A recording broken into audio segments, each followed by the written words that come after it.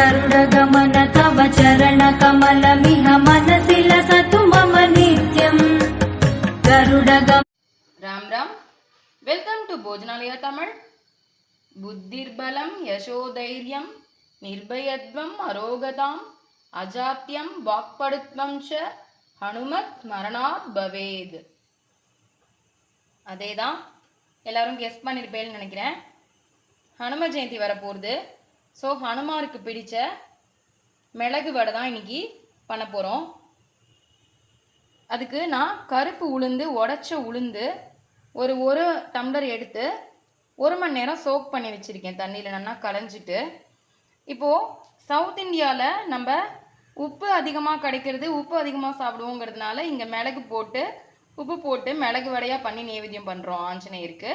இப்போ நார்த் இந்தியாவில் எடுத்துட்டேன்னா அவள் சர்க்கரை அதிகமாக அங்கே கிடைக்கும், ஸ்வீட் அதிகமாக சாப்பிடுவாங்கிறதுனால அதே உளுந்து வச்சு சர்க்கரை போட்டு ஜாங்கிரி பண்ணி மாலை சாத்துவா.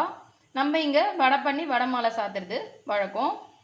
ஸோ இப்போது நம்ம ஒரு கோயில் ஆற்றுலேயும் நம்ம பண்ணணும் அப்படின்னா இந்த வடை மாலை பண்ணுறதுக்காக வடை இந்த கருப்பு உளுந்து வச்சு பண்ண போகிறோம்.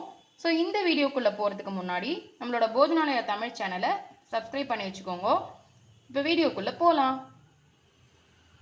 இந்த ஊற வச்ச கருப்பு உளுந்த, அதாவது உடச்ச உளுந்து இருக்கு இல்லையா, இதை சுத்தமாக தண்ணியே இல்லாமல் ஒரு 1/2 அன் ஹவர் நல்லா தண்ணியை வடிய விட்டுட்டு அதில் ஒரு துணியை வச்சு நல்லா தொடச்சி எடுத்துகிட்டு வந்து மிக்சி ஜாருக்கு மாற்றிக்க போகிறோம். இதில் ஈரப்பதம் மட்டும்தான் இருக்கணும், தண்ணியே இருக்கக்கூடாது. அப்போ தான் வடை பண்ணுறதுக்கு ஈஸியாக வரும். நான் நல்லா வடியை வச்சு தொடச்சிட்டு காமிக்கிறேன். இப்போ இந்த உளுந்துல இருந்த தண்ணி எல்லாத்தையும் நல்லா ஒட்ட வடிச்சிட்டு, அதாவது இதில் ஈரப்பதம் மட்டும்தான் இருக்கணும், தண்ணி இருக்கக்கூடாது. இந்த பதத்துக்கு இதை எடுத்துன்றணும் சுத்தமாக தண்ணி இல்லாமல். இப்போ நம்ம அரைச்சிக்கிறதுக்கு மிளகு 2-3 டீஸ்பூன் சேர்த்துக்கிறோம். நான் குட்டி ஸ்பூனால் சேர்க்கறதுனால 2-3 ஸ்பூன் சேர்த்துக்கிறேன். இதில் வாசனைக்கு கொஞ்சம் கருவேப்பிலையும் இந்த மிளகும் சேர்ந்து ரொம்ப வாசனையாக இருக்கும். அப்புறம் இந்த உளுந்து அப்படியே சேர்த்துக்க வேண்டியதுதான். இப்போ வடைக்கு தேவையான அளவு உப்பு சேர்த்துக்கிறோம். சேர்த்து இதை நல்லா கொரப்பாக அரைச்சி எடுத்துன்னு வர போகிறோம். நான் எந்த பதத்தில் அரைச்சிருக்கேன்னு உங்களுக்கு காமிக்கிறேன். இப்போ இதை நான் நல்லா கெட்டியமாக, இந்த பாருங்க, கெட்டியமாக கொஞ்சம் கூட தண்ணியே சேர்க்கல, அந்த ஈரப்பதம் மட்டும்தான். நான் இந்த மாதிரி அரைச்சி வந்திருக்கேன். பருப்பாக கொஞ்சம் தெரிகிற மாதிரி அரைச்சிக்கணும். நம்ம ஆல்ரெடி இதில் உப்பு சேர்த்துட்டோம். இதில் இன்னும் சேர்க்க வேண்டிய ஒரு 2 டேபிள் ஸ்பூன் வரட்டு அரிசி மாவு. அது கெட்டிப்படுறதுக்காகவும் மொறுமொறுப்பாக வரதுக்காகவும் நம்ம ஒரு 2 டேபிள் ஸ்பூன் அரிசி மாவு சேர்த்துக்கிறோம். ஆல்ரெடி கருவேப்பிலை மிளகு 2ம் சேர்த்துருக்கோம். இதில் வேணும் அப்படின்னா கொஞ்சம் நெய்யோ இல்லை நல்லெண்ணெயோ சேர்த்துக்கலாம். நான் கொஞ்சம் நல்லெண்ணெய் விட்டுக்க போகிறேன். ஸோ ஜஸ்ட்டு 3 உண்டு. இல்லை உங்களுக்கு வேணும்னா நெய் கூட சேர்த்துக்கலாம். நான் நல்லெண்ணெய் விட்டுருக்கேன். இப்போ இந்த மாவு நல்லா கலந்து எடுத்துட்டாச்சு. அரிசி மாவு போட்டு, அரிசி மாவு ஃப்ரெஷ்ஷான மாவாக இருக்கணும். ஏன்னா சுவாமிக்கு நைவேத்தியம் பண்ணுறதுங்கிறதுனால வரட்டு அரிசி மாவே போட்டால் கூட கொஞ்சம் புது அரிசி மாவாக வாங்கியோ இல்லை நமக்கு அரைச்சி ஆற்றுல வச்சுருக்கிறது புதுசாக எடுத்து கலந்துக்கணும். அது மாதிரி நல்லெண்ணெயோ நெய்யோ ஏதோ ஒன்று விட்டு இந்த மாதிரி நல்லா பிசைஞ்சுக்கணும். நான் இதுலேயும் கொஞ்சம் நல்லெண்ணெய் எடுத்து வச்சுருக்கேன் ஆல்ரெடி.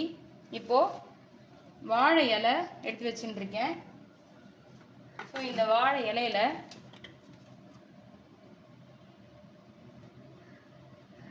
கொஞ்சம் எண்ணெய் தடவிக்கிறேன். தடவிண்டு இந்த உருண்டையை சின்னதாக ஒன்று உருட்டி, இந்த பாருங்கள் எந்த கன்சிஸ்டன்சிக்கு இருக்குன்னு, நல்லா கெட்டியமாக இருக்கணும். ஸோ கெட்டியமாக இருந்தால் தான் இந்த வடை நல்லா மொறுன்னு வரும் நமக்கு. ஸோ நான் இப்போ என்ன பண்ணிக்கிறேன்னா, இதுக்கு மேலே இன்னொரு வாழை இலை வச்சு இந்த மாதிரி டவரா வச்சு நல்லா ப்ரெஸ் பண்ணிக்கிறேன். பார்த்தாலே தெரியும் இப்போ எந்த அளவுக்கு இது மெல்லிஸாக வந்திருக்குன்னு. ஸோ டவரா வச்சு ஏன் ப்ரெஸ் பண்ணுறோன்னா, மெல்லிஸாக வரதுக்காகவும் அதே சமயத்தில் ஃப்ளாட்டாக வரதுக்காகவும் ஒரே மாதிரி ஷேப்பில் ரவுண்டாக வரதுக்காகவும் இந்த மாதிரி டவரா வச்சு ப்ரெஸ் பண்ணிக்கிறோம். ஸோ எவ்வளோ மெல்லிஸாக தட்ட முடியுமோ அவ்வளோ மெல்லிஸாக தட்டிக்கோங்க. ஆல்ரெடி அடுப்பில் நல்லெண்ணெய் காய விட்டுருக்கேன். இது நல்லெண்ணெயோ இல்லை கடலெண்ணெயோ எடுத்துட்டு பண்ணுறது நல்லது. நல்லெண்ணெயில் பண்ணால் ரொம்பவே நல்லது. ஸோ இதை இப்போது நடுவில் ஒரு ஓட்டை போட்டுக்க போகிறோம். நல்லா அழகாக ஓட்டை போட்டுண்டு ஜெய் ஸ்ரீராம் நல்லபடியாக வரணும்னு வேண்டிட்டு போடுறேன். கொஞ்சம் பொறுமையாக 1-2 பண்ணிவிட்டு அதுக்கப்புறமா 2-3 நல்லா வர ஆரம்பிச்சிருச்சுன்னா அதுக்கப்புறம் நம்ம ஃபாஸ்ட்டாக பண்ணிக்கலாம். ஃபஸ்ட்டு ஒரு 1-2 பண்ணும்பொழுது கொஞ்சம் பொறுமையாக பண்ணணும். இந்த எண்ணெயை மேலே மேலே எடுத்து விட்டோம்னா தான் நல்லா வேகும், அதே சமயம் மொறுமொறுப்பாகவும் வரும். பாருங்க, இந்த கருப்பு உளுந்தோட கலரும் இதுவும் ரொம்ப நல்லா வந்திருக்கு. இது வந்து ஆஞ்சநேயரே வந்து அவருக்கான இதை பண்ணிக்கிறார் அப்படின்னு தான் நான் சொல்லுவேன். இது நன்னா வருதுன்னா அவருக்கு வேணுங்கிறத அவரே பண்ணிக்கிறார், நம்ம மூலமாக அவர் நிறைவேற்றிக்கிறார், அப்படி தான் நான் நினச்சிப்பேன். ஸோ நல்லா மெல்லிசாக தட்டினோம் அப்படின்னா சூப்பராகவே இது வெந்துடும், அதே சமயம் மொறுமொறுன்னு வரும். பார்த்தாலே தெரியும் உங்களுக்கு. நல்லா வேகட்டும், வெந்ததுக்கப்புறம் எடுத்து பார்க்கலாம். இப்போ இது நல்லா வேகட்டும். வேகிறதுக்குள்ளே நம்ம இன்னொன்று தட்டிடலாம் சைடில், அப்போ தான் அடுத்தது போடுறதுக்கு சௌரியமாக இருக்கும். பாருங்க, எண்ணெயை நல்லா தொட்டுக்கணும், இல்லைன்னா வராது, நமக்கு ஒட்டிக்கும். இது உளுந்து இல்லையா, என்னதான் நம்ம ஜலம் விடாமல் அரைச்சோம்னா கூட ஒட்டிக்குங்கிறதுனால இந்த மாதிரி பண்ணிட்டோம். மேலாப்புறம் ஒரு இலையை வச்சுட்டு கரெக்டாக இந்த சென்டராக பார்த்து ப்ரெஸ் பண்ணினோம் அப்படின்னா ஆனால் ரவுண்ட் ஷேப் கிடைக்கும், நமக்கு நல்லா ஃப்ளாட்டாகவும் வரும். ஸோ அவ்வளோதான். ரொம்ப பெருசாக இருக்கிற மாதிரி தோணிதுன்னா கொஞ்சம் சின்னது பண்ணிக்கலாம். ஸோ இதை ஃப்ளாட் பண்ணிக்கணும் நம்ம. ஆனால் ஜம்முன்னு வெந்துருது. வெந்துருது அப்படின்னு எப்படி கண்டுபிடிக்கிறதுனா, அந்த வடையோட வாசனை வர ஆரம்பிக்கும் ஒன்று. இன்னொன்று, சுவாமிக்கு பண்ணுறதுனால நம்ம வாசனை இது பண்ணக்கூடாது, இருந்தாலும் ஜஸ்ட்டு உங்களுக்கு தெரிஞ்சுக்கிறதுக்காக சொல்கிறேன். அதுக்கப்புறம் இந்த எண்ணெயோட பபிள்ஸ் எல்லாம் அடங்கி இந்த வடை அப்படியே மேலே வர ஆரம்பிச்சிரும். ஸோ இதுதான் வந்து இது வெந்துருது அப்படிங்கிறதுக்கு பார்த்தோம். அது பாருங்க, அவ்வளோதான். இப்போ தட்டினதை கொஞ்சம் பொறுமையாக, நான் ரொம்ப பெருசாக தட்டிட்டேன், அதனால் சைஸ் சின்னது பண்ணியிருக்கேன், வேறு ஒன்றும் இல்லை. நான் இன்னொன்று வேணாலும் பண்ணி காமிக்கிறேன். சின்ன உருண்டையாக எடுத்துகிட்டேன்னா கொஞ்சம் ஈஸியாக இருக்கும். நான் முதல்ல பண்ணினது கொஞ்சம் பெருசாக வந்துருச்சு. ஸோ எண்ணெய் மட்டும் நீங்கள் கையில் கட்டாயம் தடவிக்கணும். என்னை கேட்டால் கையிலே கூட தட்டலாம், மாவோட கன்சிஸ்டன்சியை பார்த்துன்ட்டு வேணுன்னா கையில் தட்டிக்கலாம்.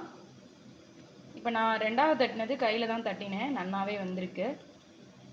ஸோ நல்லா மெல்லிஸாக தட்டின்ட்டு ஓட்டப்போ கையில் மட்டும் இந்த மாவு ஒட்டிக்காமல் கொஞ்சம் வழிச்சுண்டு கையை நல்லா க்ளீனாக ஒட்டிக்காமல், மாவில் ஒட்டிக்காமல் நம்ம பண்ணினோம் அப்படின்னா கண்டிப்பாக பர்ஃபெக்டாக வரும்.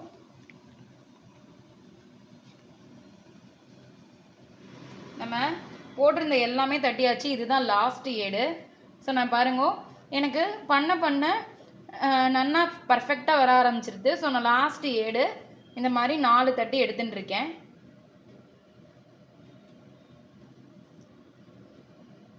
பொறுமையாக இந்த மாதிரி போடுறோம்.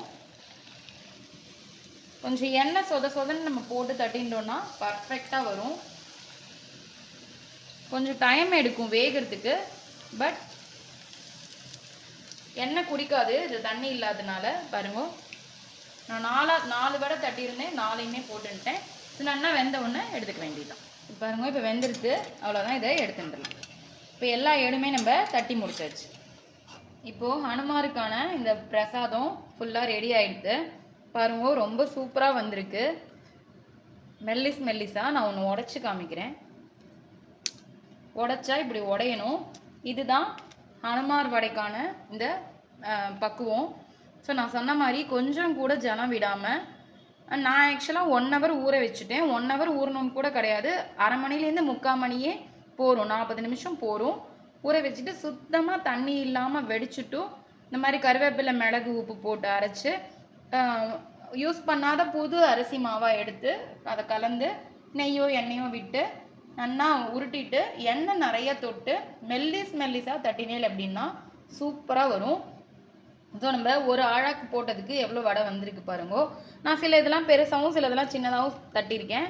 ஸோ ஃபஸ்ட்டு ஸ்டார்டிங்கில் அந்த மாதிரி இருக்குது. அதுக்கப்புறம் போக போக ஒரே சைஸில் அளவாக நமக்கே வர ஆரம்பிச்சிடும். ஸோ இந்த அனும ஜெயந்திக்கு எல்லாருமே இந்த மிளகு வடை ட்ரை பண்ணி பாருங்க. பக்தி ஸ்ரதையோட ஜெய் ஸ்ரீராம் சொல்லி இந்த வடை மாலை பண்ணி தான் நம்ம சாத்தணும்னு கிடையாது. இதை ஜஸ்ட்டு புதிர்பலம் யசோதைரியம் சொல்லி நம்ம நைவேத்தியம் பண்ணாலே சுவாமி மனசார ஏற்றுப்பார். அதாவது நமக்கு நடக்காது அப்படின்னு நினைக்கிற விஷயங்கள் கூட அவர் நடத்தி கொடுக்குற வல்லமை பெற்றவர். ஸோ ஆஞ்சநேயரை பிரார்த்தனை பண்ணிட்டு ஜெய் ஸ்ரீராம் சொல்லி எல்லாரும் இது நைவேத்தியம் பண்ணுங்க. ரொம்பவே ஈஸி தான். எல்லாரும் ட்ரை பண்ணி பார்த்துட்டு மறக்காமல் எப்படி இருந்ததுன்னு எனக்கு கமெண்ட் பண்ணுங்க. திரும்பவும் ஒரு சூப்பரான ரெசிபியில் உங்களை மீட் பண்ணுறேன். தேங்க்யூ. ராம் ராம்.